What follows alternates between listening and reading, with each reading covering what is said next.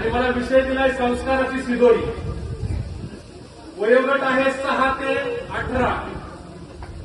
आता कुणाला न्याय द्यायचा, कुणावर अन्याय करायचा, हा मोठा प्रश्न आहे. पण काळजी करू नका, 18 वर्षावाल्यांना सुद्धा न्याय देण्याचा प्रयत्न केला जाईल आणि या 6 वर्षावाल्यांना सुद्धा न्याय देण्याचा प्रयत्न केला जाईल. उपस्थित या ठिकाणी पालकवर्ग सुद्धा आहे, ग्रामस्थ आहेत. त्या प्रत्येकाला यातून काही ना काहीतरी देण्याचा प्रयत्न या ठिकाणी माझा राहील.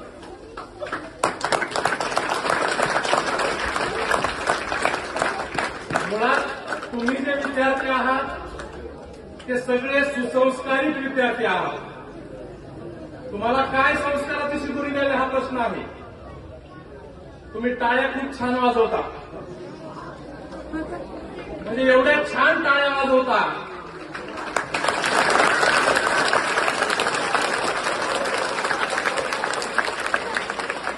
की बोलणाऱ्याला कळत नाही आता बंद करावं का चालू ठेवावं.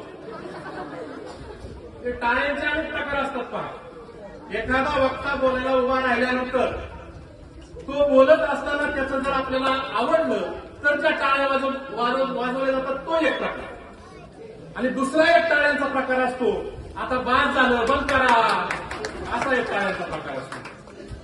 तिसरा टाळ्यांचा प्रकार असतो, शिक्षकांनी सांगितलेलं असतं आलेला वक्ता नाराज नाही झाला पाहिजे, त्याच्या कार्यक्रमामध्ये कायम टाळ्या झाल्या पाहिजे. मग बोलणं कमी आणि टाळ्या जास्त असं पण होऊन जातं. आता कुठं टाळ्या वाजवायचे तुम्हाला कळलं असेल. वेगळं काय मला वाटतं सांगण्याची गरज नाही. समारोपाचा कार्यक्रम आहे. मुळात मी आयोजकांचं मनापासून आभार व्यक्त करतो. कारण झालं काय, या तुमच्या शिबिरामध्ये मला काल बोलण्यासाठी एक व्याख्याता म्हणून बोलावलेलं होतं. या शिबिरामध्ये व्याख्याता म्हणून बोलावलं, पण काल अचानक अजय सरांचा फोन आला, सर आजचं तुमचं काही व्याख्यान होणार नाही, तुम्हाला उद्याच्या समारोपाच्या कार्यक्रमामध्ये प्रमुख पाहुणा म्हणून यायचंय. म्हणजे माझं प्रमोशन केलं, त्याबद्दल सर्व आयोजकांचं मी या ठिकाणी आभार व्यक्त करतो. कार्यक्रम व्याख्याता बोलवायचं म्हटलं की आयोजकांना फार मोठं टेन्शन असतं.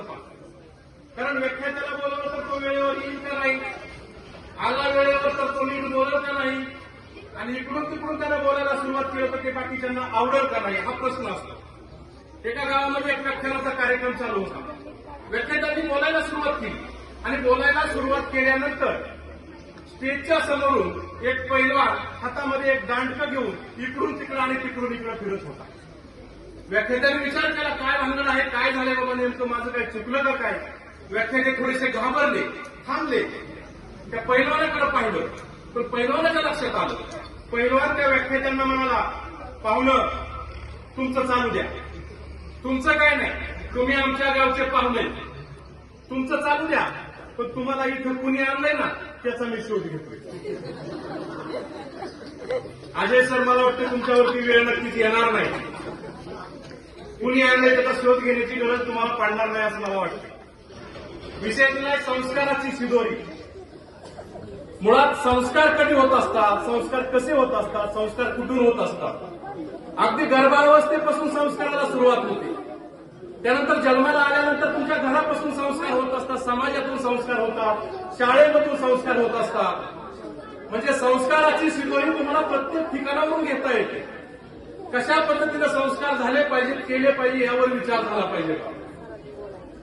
थंडीचे दिवस होते आणि या थंडीच्या दिवसामध्ये एका गावामध्ये एक व्याख्यान ठेवलेलं होतं, प्रवचन ठेवलेलं होतं. महाराजांचं प्रवचन होतं. महाराजांनी त्या ठिकाणी प्रवचनाला येणार होते, लोकांना मार्गदर्शन करणार होते. थंडीचा दिवस, संध्याकाळची वेळ, आणि मग ही संध्याकाळची वेळ असल्यामुळं प्रत्येक जण थंडीपासून संरक्षण करण्यासाठी काही ना काहीतरी पांघरून घेऊन आलेला होता. कुणी स्वेटर घातला होता, कुणी मफलर बांधलेला होता, कुणी कानटोपी घातली होती, कुणी जर्किन घातलं होतं. सगळेजण त्या हॉलमध्ये जमा झालेले होते आणि हॉलमध्ये जमा झालेली सगळी लोक त्या ठिकाणी पाहिली की थंडीचा प्रभाव त्या ठिकाणी लक्षात येत होता. हॉल भरलेला, गच्च भरलेला हॉल होता. महाराजांची गाडी समोरून आली, महाराज प्रवचनासाठी येणार होते. सूत्रसंचालकांनी सुरुवात केली. या ठिकाणी महाराजांचं आगमन झालेलं आहे. महाराज या ठिकाणी स्टेजवर येतील आणि आपल्या प्रवचनाला सुरुवात करतील. त्या गेटकडे सगळेजण पाहत होते. बराच वेळापासून त्या हॉलच्या गेटवर एक भिकारी, त्याच्या अंगावर नीट कपडा सुद्धा नव्हता, हातामध्ये भिक्षा पात्र घेऊन कुडकुडत त्या गेटवर उभा होता. सगळ्यांनी अगोदर पण पाहिलं होतं, नंतरही पाहत होते. महाराज समोरून येत असतात. महाराज समोरून येत असताना महाराज पाहतात भिकारी त्या ठिकाणी कुडकुडत उभा आहे. महाराज त्याच्या भिक्षा पात्रामध्ये काही पैसे टाकतात. अंगावरची भरजरी शाल महाराज त्या भिकाऱ्याच्या अंगावर टाकतात. थंडीपासून त्याचा बचाव करतात आणि महाराज तसंच पुढे स्टेजवर येतात. स्टेजवर बसतात. सूत्रसंचालक सुरू करतात. महाराजांना मी विनंती करतो की आपल्या सुश्राव्य प्रवचनानं आपण आमच्या श्रोत्यांना मंत्रमुग्ध करावं. महाराज या ठिकाणी बसलेले आहेत. सुरुवात करावी म्हणून सांगतात, पण महाराज काही बोलत नाही. महाराज शांत. 1 मिनिट होतो, 2 मिनिट होतो, तरी सुद्धा महाराज शांत असतात. आणि मग तो सूत्रसंचालक म्हणतो, महाराज करा की सुरुवात. त्यावेळेस महाराज म्हणतात, अरे एक 5 मिनिटापूर्वी मी गेटवरून येत असताना जी कृती केली आहे, कुडकुडणाऱ्या भिकाऱ्याच्या अंगावर मी शाल टाकलेली आहे, ती कृती तुम्हाला प्रवचन वाटत नाही का? तुम्हाला फक्त माझे शब्द ऐकण्यासाठी तुम्ही आतुर झाला आहात. परंतु उक्तीपेक्षा कृतीही महत्वाची असते. आपलं आचरण महत्वाचं असतं.